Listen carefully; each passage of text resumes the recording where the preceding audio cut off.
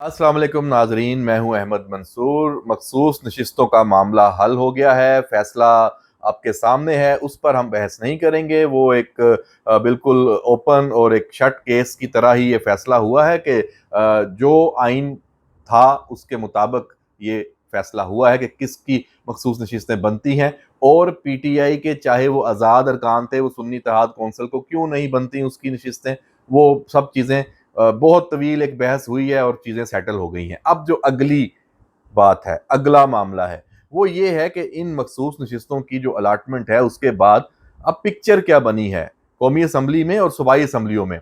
सूबाई असम्बलियों में पंजाब, सिंध और बलूचिस्तान में तो कोई इतना बड़ा इसमें इम्पैक्ट नहीं है इक़्तिदार के हवाले से। हाँ, खैबर पख्तूनख्वा में इसका एक इम्पैक्ट हो सकता है, उसको हम इस व्लॉग के आखिर में डिस्कस करते हैं। लेकिन सबसे ज़्यादा जो इस वक्त बात देखी जा रही है वो कौमी असम्बली और मजमूई तौर पे पार्लिमान है। तो अब कौमी असम्बली में नशिस्तें मिल गई, नून लीग को 15 से और ज़्यादा मिल गई हैं, पीपल्स पार्टी को 4 मिली हैं, JUIF को 3 इजाफी नशिस्तें मिली हैं।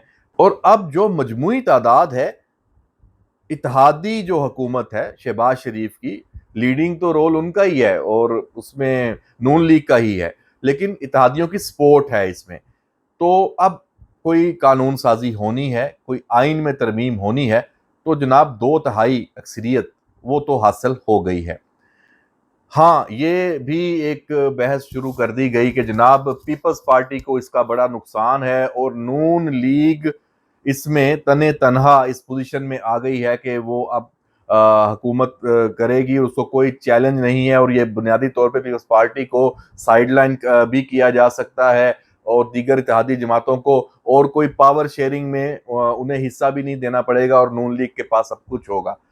तो ये बहस, इसके पीछे एक और राज है, एक साजिश है जो तहरीक इंसाफ और उनके हामी आप लोग कह लें और उसमें साजिशी कह लें, वो क्या चाहते हैं? वो चाहते हैं कि चूंकि उनके अंदर तो इतनी अब वो हिम्मत और ताकत हमें नजर नहीं आ रही, उनकी पोजीशन तो बहुत कमजोर है हर हिसाब से, अदालती मामलात में भी उनकी लीडरशिप फंसी हुई है और सियासी तौर पे भी वो बिल्कुल फारग हैं। स्ट्रीट पावर तो उनकी ऐसे है कि वो अपने 4 बंदे सड़कों पे नहीं ला सकते, भले उसको वो जो मर्जी नाम दे दें कि उनको दबाया जाता है या उनके ऊपर प्रेशर है। तो भाई सियासी तहरीकों के लिए तो सब कुछ बर्दाश्त करना पड़ता है, आपको प्लेट में रख के तो नहीं मिलता। लेकिन मसला ये है कि ये पार्टी चूंकि बनी ही ऐसे थी, तो इसलिए इसको क्या पता कि तहरीक क्या होती है, मुश्किल हालात का सामना क्या करना पड़ता है। तो सारे इस वक्त आप देख लें वो हैंडशेक गौहर, बैरिस्टर गौहर का वजीर आजम शहबाज शरीफ से, वो सब बता रहा है। ये इनकी पूरी पार्टी की पोजीशन है कि इन्होंने फायदे लेने हैं और मामलात को चलाना है। ये इन्होंने तस्लीम कर लिया है। इनके पास अब एक ही मामला है कि ये साजिश करें और इस साजिश में ये इत्तेहाद जो है हुक्मरान, इसमें दरार पैदा करने की कोशिश करें। उसका एक ही होता है कि पावर शेयरिंग है। नून लीग ने जनाब ये बात नहीं मानी JUI की, MQM की या पीपल्स पार्टी की। चले JUI तो अभी उसमें शामिल नहीं है। फिर इस्टेब्लिशमेंट और हुकूमत और सियासी जो लीडरशिप है उनके दरमियान रिफ्ट पैदा करने की कोशिशें शुरू हो जाती हैं कि जनाब ये फैसला तो अस्करी लीडरशिप का है, तो सियासी का फैसला किधर है। तो ये जो चीज़ें हैं ये इनको हवा दी जाती है। तो अभी जैसे ये फैसला आया तो इसमें भी ये बहस शुरू कर दी गई कि नून लीग इसमें सोलो फ्लाइट लेगी। भाई नून लीग सोलो फ्लाइट नहीं लेगी, मिल के चलेंगे, मिलकर ही आगे बढ़ेंगे और ये सिलसिला चलता रहेगा। कहीं कोई रुकावट ना इस वक्त है और ना आने वाले सालों में नजर आ रही है, और ना ही आपको ये सिविल मिलिट्री कोई तकसीम आप पैदा करने की कोशिश में कामयाब हो सकते हैं। ये आइडियल इस वक्त रिलेशनशिप है और इसको आप हाइब्रिड निज़ाम कह लें, इसको आप पावर शेयरिंग कह लें। इसमें फौज का एस्टेब्लिशमेंट का जो हुकूमत में हुकूमती मामलात हैं, रियासत के मामलात हैं, उनमें एक ऐसा किरदार है जो नागुज़ीर है, जो अब अदा होना शुरू हुआ है। आप ये बात कर लें तो ये चीज़ें ऐसे ही चलेंगी, इसमें कोई मसला नहीं होना। और नून लीग को यहाँ यहाँ पे कौमी असम्बली में कोई सिंपल मेजॉरिटी नहीं मिली, ٹھیک ہے, دیکھیں نون لیگ کو 15 سیٹیں اور ملی ہیں اور ان کی اب تعداد کتنی ہو گئی ہے, 125, اور پیپلز پارٹی کے ہو گئے ہیں 74. تو یہ حکمران اتحاد جو ہے یہ اب یہ کل ملا کے یہ 237 ہو گئے ہیں. جو فائدہ میں نے پہلے کہا وہ ہے 2/3 اکثریت کا, آئین میں ترمیم کا جو اختیار ہے. قانون سازی تو سمپل میجورٹی ہے, وہ تو پہلے بھی کر رہے تھے. تو آئین میں ترمیم کا اختیار ہو گیا ہے, وہ آپ کو 26ویں ترمیم میں بھی مسئلہ نظر آیا, اس سے پہلے بھی. تو اب جناب 27ویں بھی آ سکتی ہے, 28ویں بھی آ سکتی ہے, اور بہت ساری جو لیجسلیشن ہے آئین میں ترامیم کی کوئی ایک فائل ہے یہ موجود ہے.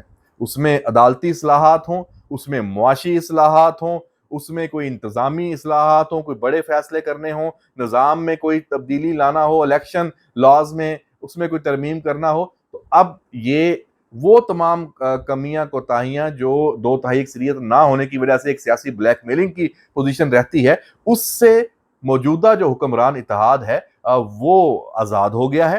اور اب یہ آپ کو دیکھ لیجئے گا کہ یہ جیسے ہی اب بجٹ کا سیزن تو ختم ہو گیا, تو اب اس جانب بھی آپ کو پیش رفت نظر آئے گی. ہاں, جو اس کا جو فرق حکومتیں تبدیل ہونے کے حوالے سے ہے وہ صرف خیبر پختونخوا میں ممکن ہے, لیکن وہاں اگر پی ٹی آئی کے اندر کوئی تقسیم نہیں ہوتی, کوئی لڑائی نہیں ہوتی, علی امین گنڈاپور کو عمران خان کو آپس میں لڑوانے میں جو ان کے اندر اندرونی لوگ ہی لگے ہوئے ہیں, ان کی آپس کا یہ معاملہ ہے, اس کا فائدہ نون لیگ کو اور وہاں دیگر جماعتیں ہیں ان کو ہوگا. اور اس حوالے سے وفاق میں جس کی حکومت ہوتی ہے وہ صوبوں پہ ضرور کچھ نہ کچھ اثر انداز ایسے معاملات میں ہو سکتا ہے, جوڑ توڑ ہو سکتا ہے. تو اس جوڑ توڑ کے لیے پی ٹی آئی کے اندر کوئی فارورڈ بلاک بنتا ہے تو یہ چیزیں آپ کو دیکھنے میں آ سکتی ہیں. اور اس کام کے لیے مولانا کی جو جماعت ہے JUI فے ہے, اس نے ضرور خیبر پختونخوا پہ نظریں جمائی ہیں. تو پیپلز پارٹی, مولانا اور آپ کہہ لیں نون لیگ, اور ساتھ اگر ANP یا چھوٹی موٹی اور دیگر جن کی وہاں پہ نمائندگی ہے, یہ مل ملا کے اور ساتھ فارورڈ بلاک بھی بن جاتا ہے, تو یہ چیزیں ہو جانی ہیں, یہ ہو سکتی ہیں. تو دیکھتے ہیں یہ معاملہ کہاں جاتا ہے. لیکن اس میں پارلیمان کے اندر, قومی اسمبلی کے اندر, یہاں پہ اسلام آباد میں وفاق کی حکومت میں کوئی تبدیلی نہیں آنی, ماں سوائے جو میں نے پہلے بات کی آئینی جو ترامیم کے حوالے سے. تو جناب بہت زبردست ایک یہ اپرچونٹی مل گئی ہے حکمران اتحاد کو, وہ اور مضبوط ہو گیا ہے, پی ٹی آئی اور کمزور ہو چکی ہے, اور پی ٹی آئی کی جو یہ کمزوری ہے یہ اس کی جو سیاسی بقا ہے, اس کا سیاسی وجود ہے, یہ اس کے خاتمے کی طرف بھی جا سکتی ہے, کیونکہ ان کے جو فیصلے ہیں ان میں بہت زیادہ پرابلمز ہیں, اور ان کے اندر جو یہ سوشل میڈیا کا اور یہ یوٹیوبرز کا اور جو باہر بیٹھے ہیں وہ جو ایک گروہ ہے, اور جو بانی P T I Imran Khan کا جو ٹویٹر ہینڈل ایکس ہینڈل بھی چلاتے ہیں اور ان کی جانب سے فیصلے سناتے ہیں, تو یہ عناصر پی ٹی آئی کے لیے خطرہ ہیں. اور آنے والے چند ہفتوں میں, مہینوں میں اس حوالے سے واضح پیش رفت ہے وہ دیکھنے میں آ سکتی ہے. تو اپنا خیال رکھیے گا, یہ مخصوص نشستوں کا معاملہ ہے, اس کا امپیکٹ ہے, اس پہ بات کرنا ضروری تھا. تو آپ کے سامنے ایک پکچر واضح ہو گئی ہوگی کہ اس حوالے سے اب کیا کیا ہو سکتا ہے اور کیا نہیں ہو سکتا. تو اجازت دیجیے, اللہ حافظ.